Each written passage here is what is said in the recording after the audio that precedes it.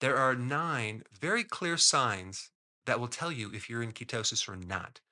Now, being in ketosis is very, very important, not just to lose weight, but to get rid of a lot of health problems, diseases, inflammatory conditions that someone has.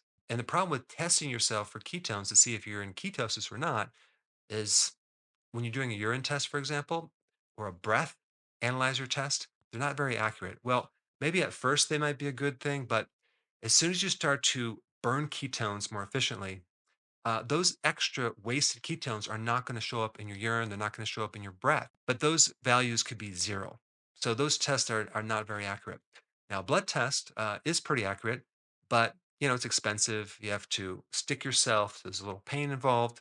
But I'm going to show you 9 different signs or clues to tell you if you're in ketosis or not. Now, number one relates a bit more to transitioning into ketosis.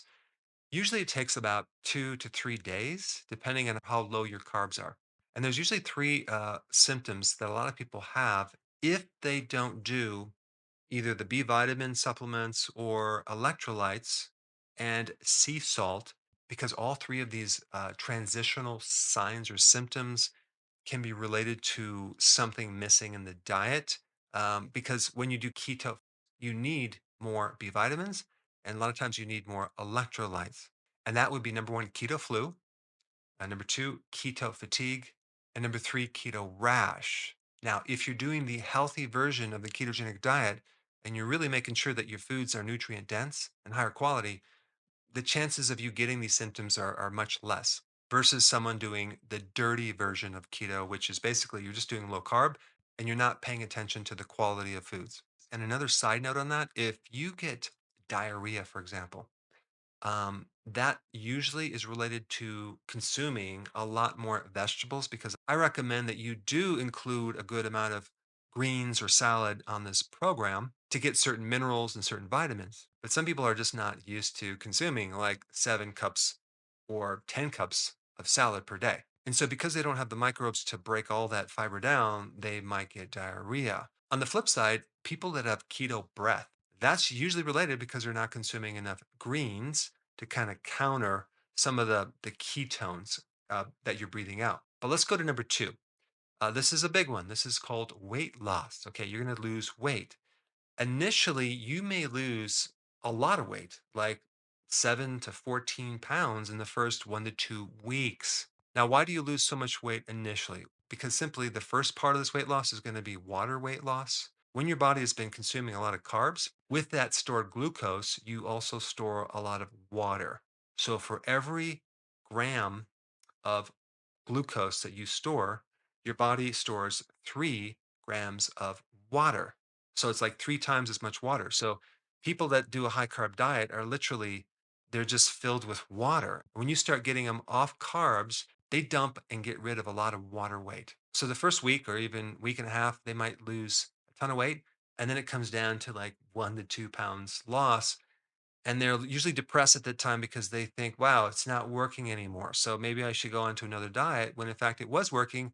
They just didn't realize it was water weight. You have to realize that the most fat you could possibly burn per week is about 2 pounds, and that's with a healthy body. Now, that's not including a lot of fasting. That's just going on this keto plan. Because if you start adding more fasting and like you're fasting for some days, and then the weight loss goes up to 3, 4, 5, or even a little bit more weight of actual fat loss per week. But when you start losing weight, especially after the second week when all the water is gone, then you can kind of know that you're burning fat and the weight's coming off. All right, number three, this is a good one. Your clothes are looser around your midsection.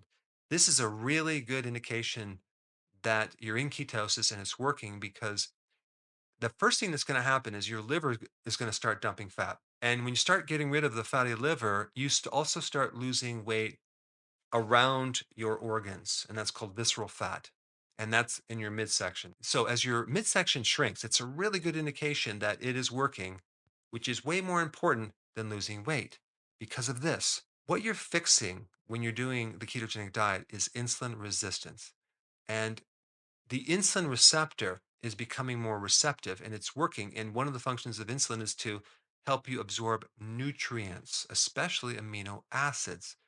So you're healing the body with more proteins, especially if you're menopausal, you have atrophy. That's a good thing. So you're getting more protein, and that's a bit heavier per weight if you compare that to actual fat per weight. So it's all about getting healthy to lose weight, not lose weight to get healthy. And part of getting healthy is to be able to absorb these nutrients and allow these proteins to get in your body. When a lot of people start out, they have insulin resistance and they're usually deficient in amino acids because they can't pull it in. So they have a hard time absorbing protein. All right, that was number three. Number four, energy increase. Why? Because ketones come from fat, dietary fat, and your body fat. And if we take a look at the two fuel sources, we have fat and glucose. We look at the calories in fat per gram compared to the calories in carbs per gram. Fat is 9, carbs are 4. That's less than half of the calories. So there's more than twice as much energy in fat than glucose. And when you go into ketosis, you're tapping into all this stored fat or potential energy. So you get to have that back and use that to actually get things done. Versus when you're not in ketosis, you're running on glucose and you're dependent on the next meal that you eat because you're eating so darn frequently. And the burning of fat and ketones are a much more efficient and cleaner fuel. Number five is your cognitive function increases. That's memory, focus, and attention. That's because ketones fix your brain, they fix the nerve cell. If you have damage in your neurons from too much sugar, okay, because that basically damages the mechanism and it kind of starves out the neurons. And this is why diabetics have a greater incidence of dementia and problems with the cognitive function because of the destruction in the brain. But when you're in ketosis, these ketones feed the brain cells directly, they bypass this damage, and finally, your brain cells get fuel and your cognitive function increases. Like when I am fasting in the morning, I'm really in the hardcore ketosis and I do these videos. I have much less editing. They just like, I can just go right through it very fast. Versus if I eat and try to do a video, it takes a lot more editing. All right, number six, ketones will help with inflammation and pain. Why? Because ketones are anti inflammatory molecules. If you have any type of inflammatory condition, whether it's an autoimmune problem or arthritis, and you go on the ketogenic diet, you're going to feel a lot less inflammation. And that's a really good clue to tell if you're in ketosis or not. All right, number seven, when you eat food, you are going to feel more satisfied. Okay, and this relates to another thing I talked about. When you have insulin resistance, you can't absorb as much nutrition because insulin is not working to help transport those nutrients into the cell.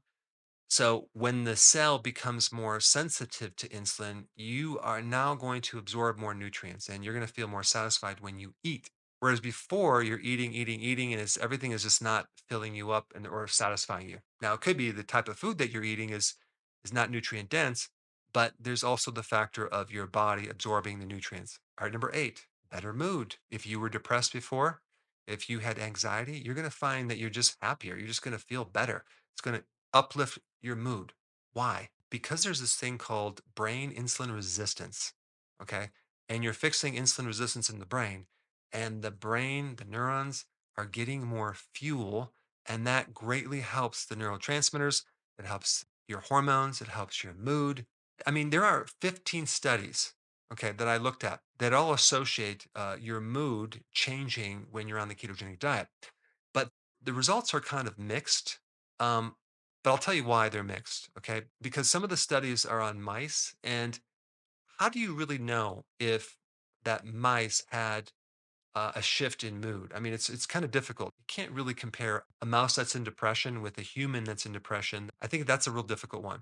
So just because something is high fat doesn't mean it's ketogenic diet. And in some of these studies, they're using just a high fat diet, but the carbs are really high. Like 30% of the calories are carbs when it should be like 5% of the calories. Other studies, they just use ketones. They don't actually put the person on the ketogenic diet. And then they say, oh, yeah, see, ketogenic diet doesn't work for uplifting your mood because we use ketones. Well, taking ketones is different than doing the ketogenic diet. All right, number nine, and this is the best indicator to know that you're in ketosis out of all of these, and that is No appetite. You lose your appetite. Okay. You can go for a longer period of time without being hungry.